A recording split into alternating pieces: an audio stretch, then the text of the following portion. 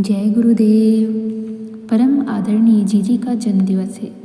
आइए जानते हैं जीजी के जन्म से जुड़ी हुई उस कहानी को, जब जीजी का जन्म हुआ था और उस समय कौन कौन सी दिव्य घटनाएं हुई थी, क्या क्या हुआ था उस दिन, और जब जीजी का जन्म हुआ तब पूज्य गुरुदेव की भाव दशा क्या थी।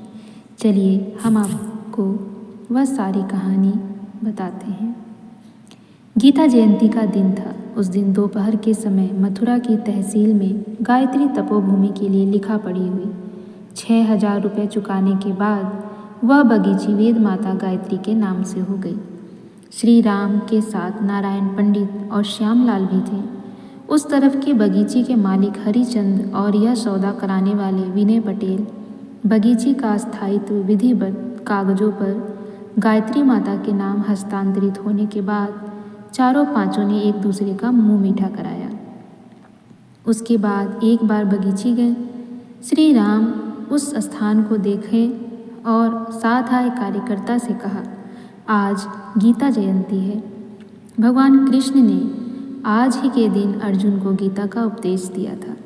इस स्थान पर गायत्री का वैधानिक अधिकार हो जाना भी एक अविस्मरणीय क्षण होगा। कुछ देर तक तपोभूमि की निर्माण योजना पर चर्चा करने और कुइयां के जल से आचमन आदि के बाद श्री राम अखंड ज्योति की ओर रवाना हो गए। हल्की फुल्की सर्दी शुरू हो चुकी थी। धूप में तेजी घटने लगी थी। श्री राम ने घर तक पैदल ही चलने का प्रस्ताव रखा। कहने लगे कि सुबह से ही रिक्शे वगैरह पर चल रहे हैं, अब थोड़ा टहलते हुए निकल जाएं। चौक तक दोनों साथ आए। वहाँ से श्री राम अकेले ही घिया मंडी की ओर रवाना हुए। निवास की सीढ़ियाँ चढ़ते हुए ऊपर पहुँचे ही थे कि सामने ताई जी आती हुई दिखाई दी। उन्हें प्रणाम किया और गायत्री मंदिर के लिए पक्की रजिस्ट्री हो जाने की सूचना दी। सूचना देते हुए श्री राम ने देखा कि ताई जी का मुखमंडल पहले से ही प्रसन्नता से दमक रहा है। उन्होंने कहा, यह बहुत अच्छा हुआ। अब एक समाचार यहाँ का भी सुनो। घर में लक्ष्मी आई है। उन्होंने यह कहते हुए परिवार में कन्या के जन्म की सूचना दी। यह सूचना पाकर श्री राम ने माँ के चरणों में एक बार फिर प्रणाम किया। प्रणाम के बाद वे उपासना कक्ष में गए। कुछ देर वहाँ रुककर परिवार में आए शिशु को देखने के लिए आ गए। उस समय शाम के 5 बज गए थे। शिशु को दूर से ही देखा और बाहर निकल आए। कार्यालय में कुछ लोग प्रतीक्षा कर रहे थे। ये लोग गायत्री तपोभूमि की योजना पर विचार विमर्श के लिए जयपुर से आए थे। अनुरोध कर रहे थे कि वह स्थान देखना चाहते हैं, वहाँ की वास्तु परीक्षा करेंगे और कुइयां का जल अपने यहाँ भी ले जाएंगे। जल ले जाने का उद्देश्य उसे अपने निवास पर प्रतिष्ठित करना था। श्री राम ने उन लोगों को स्वयं ही जाने के लिए कहा और यह भी कि आप वहाँ हो आए, चाहें तो सुबह हमारे साथ चलें। उन परिजनों ने अभी अकेले और सुबह श्री राम के साथ चलने की तत्परता दिखाई। श्री राम उन्हें सीढ़ियों तक छोड़ने गए और सायंकालीन संध्या की तैयारी करने लगे। उसी अवधि में उन्हें शिशु की याद आई। सुबह माताजी अपने स्वप्न की चर्चा कर रही थी।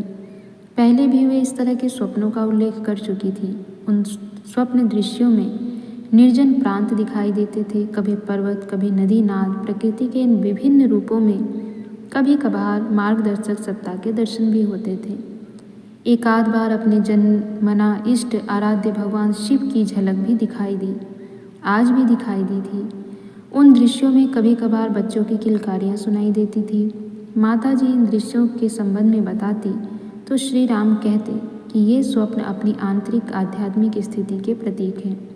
परिवार में एक नए सदस्य का आना होता है, तब भी माँ की चेतना में कुछ बिंब प्रवेश कर जाते हैं। माताजी ने आज सुबह ही ऐसे एक स्वप्न की चर्चा की थी और श्री राम ने कहा था कि आज गीता जयंती है। गायत्री तपोभूमि के लिए स्थान का प्रबंध हो जाना, इसलिए भी यह सब कुछ अनुभव हो रहा होगा। प्रसन्न होना चाहिए। सायंकालीन संध्या पूरी की तो तरंग उठी कि पूर्णिमा के दिन तपोभूमि का शिलान्यास कर लिया जाए। इसके बाद तपोभूमि का कार्य गति पकड़ने लगा। फिर यह भी ध्यान आया कि कन्या का नाम माता जी के प्रथम इष्ट के रूप में रखना चाहिए। फिर यह भी ध्यान लगा कि कन्या का नाम क्या रखा जाए। भगवान शिव या शिव परिवार को संबोधित करते हुए नाम होना चाहिए, ऐसा नाम जो शिव शंकर के अर्थ को भी यह इंगित करता हो। ताई जी के मुंह से 3-4 नाम निकले, शिवा, गौरी, पार्वती, शैलबाला। उसके बाद उन्होंने ही अंतिम नाम पर अपनी मोहर लगा दी, कहा शैलबाला ठीक रहेगा। तो इस प्रकार से शैल जी का नामकरण हुआ और उनके जन्म के समय क्या क्या दिव्य घटनाएं हुई वह सब हमने आपको बताया। और भी बहुत कुछ हुआ जो हम आपको आगे बताएंगे। आज परम आदरणीय जी का जन्मदिवस है। उन सबको हम सबकी तरफ से बहुत बहुत शुभकामनाएं और बहुत सारा प्यार। वह सदैव हम सबका मार्गदर्शन करती रहे, हम पर अपना प्यार लुटाती रहे। जय गुरुदेव।